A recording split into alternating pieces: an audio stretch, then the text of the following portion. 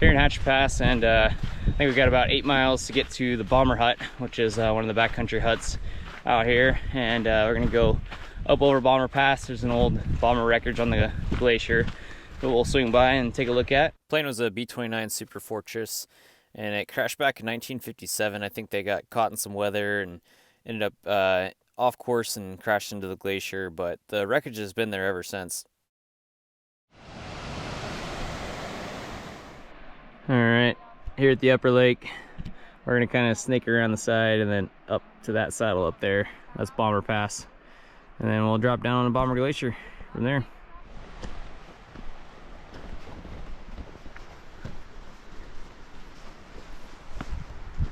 Still snow on the, or ice in the lake, even in July. Got it? Yeah. Oh my gosh, baby. Drop the GoPro there. Too busy holding the gummy worms. Gummy bears. Haribo bears. Those guys, busy holding these guys and not holding the rock. But anyways, we got our little boulder garden. So going up to that pass. Pretty lake, nothing new.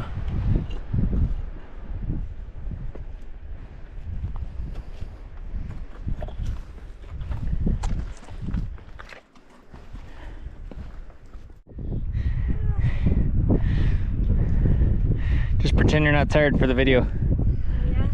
Yeah? Yeah. Not tired at all. It's been a walk in the park. There's the pass.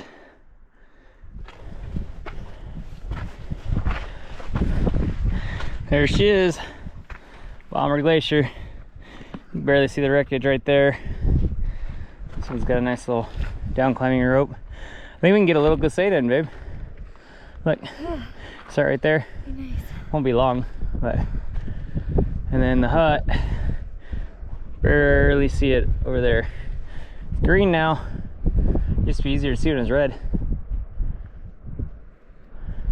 Nice, made it. Let's do it. Yeah.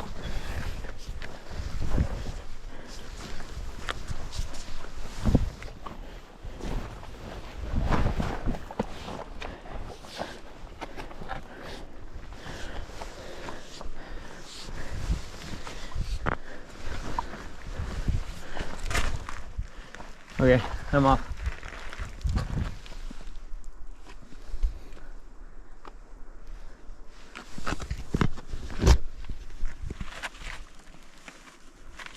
Did you go down from here, or? Wherever you want to go. The rope is stuck in the snow, so you kind of have to follow the rope line.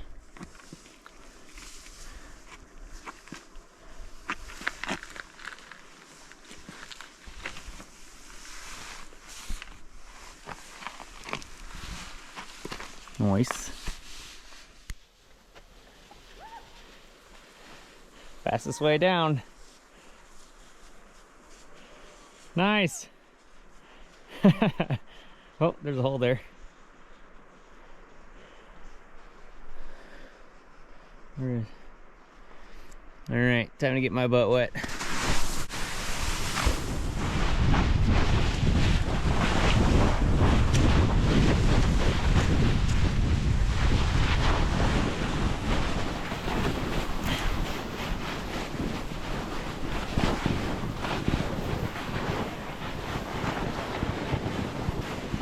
Oh, my butt's wet and cold, but it's fast.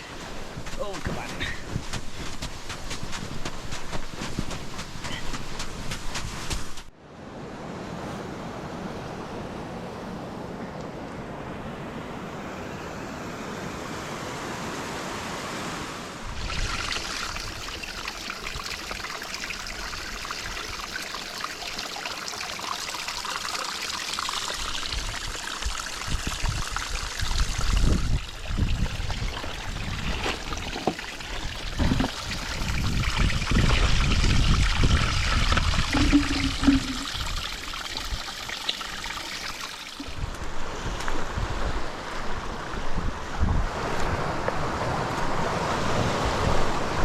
Yeah, they look wet and slick, but I think it's our best bet. Yeah. I might go right here. Okay.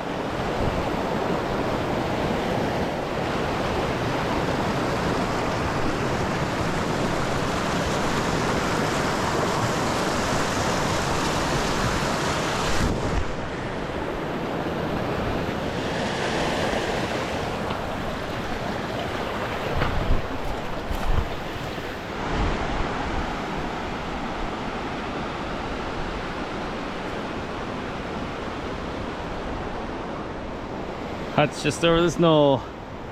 Almost there.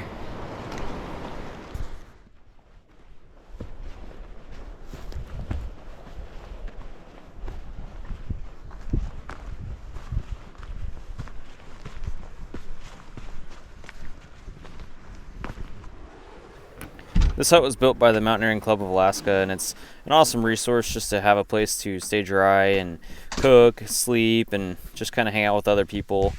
Savannah and I actually visited this hut 2 years ago, and we found it in, unfortunately, pretty horrible condition. I think presumably a bear had broken in, busted out all the windows, glass was strewn everywhere, and of course then that'll let the marmots in, so there's marmot poop on the ground and flies everywhere, and it's kind of pretty disheveled. So we ended up cleaning it up and doing the best we could. And then later they came back, I think last year, and they completely reskinned the hut. They ended up adding an additional Arctic entry. They added a sleeping area, or double the sleeping area up top, and just really kind of helped revitalize the hut. And so it was awesome to come back and see it in a much nicer shape now.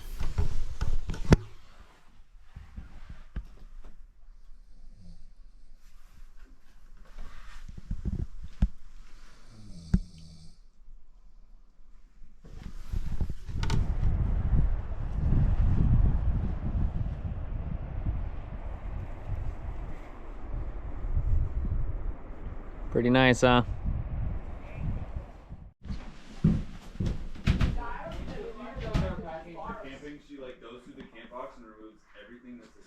So we started here, went all the way up, Bomber Hut.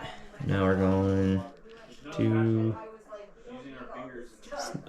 just kidding, went too far. Snowbird Hut right there.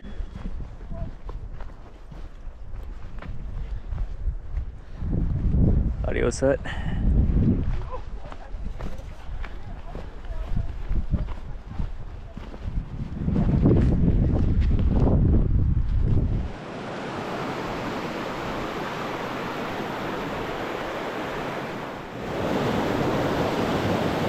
Going across there. I'll help you get up.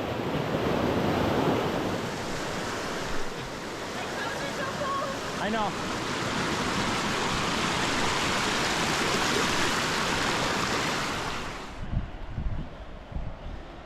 Woo! Getting there.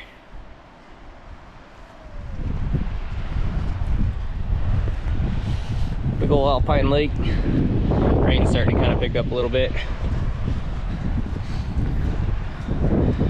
Getting a little bit colder with the wet rain. Luckily not raining too hard though. See what happens. We've got like one more little ridge for the hut.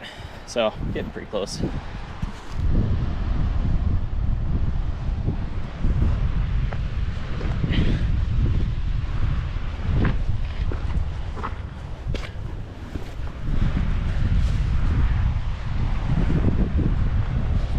Sorry, love.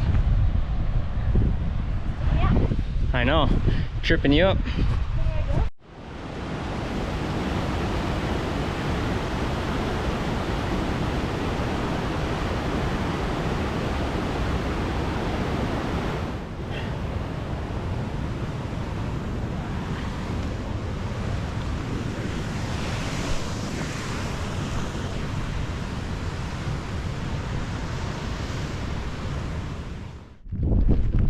What do you think? It's beautiful. Happy birthday. It's raining. A little nasty. Oh. Yeah, it's nice to be in a hut tonight.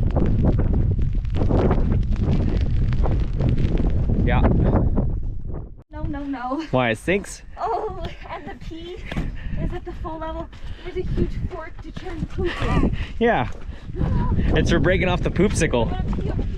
Okay. Can I just pee over here? You can pee wherever you want. There we go. Yeah!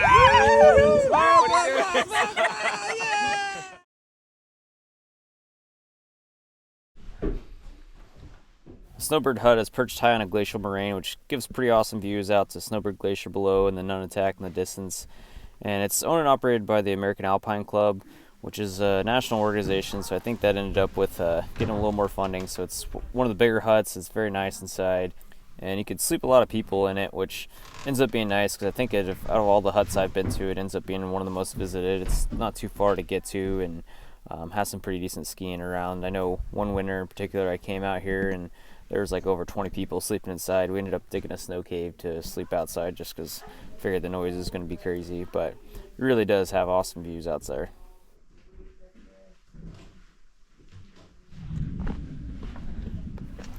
Little outhouse tour to mostly show you the view, but also the infamous poop stick.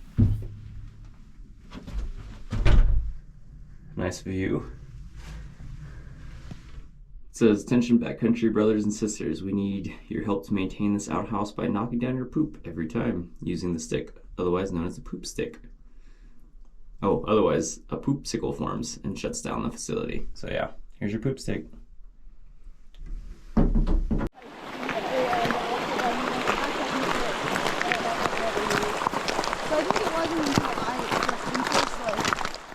Made it to the top of Snowbird Pass, right around 5,200 feet.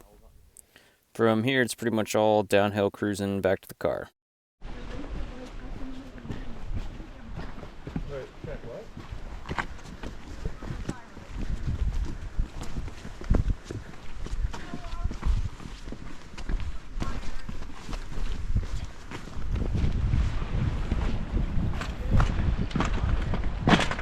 Oh, really? Jesus. It's like a booby trap central.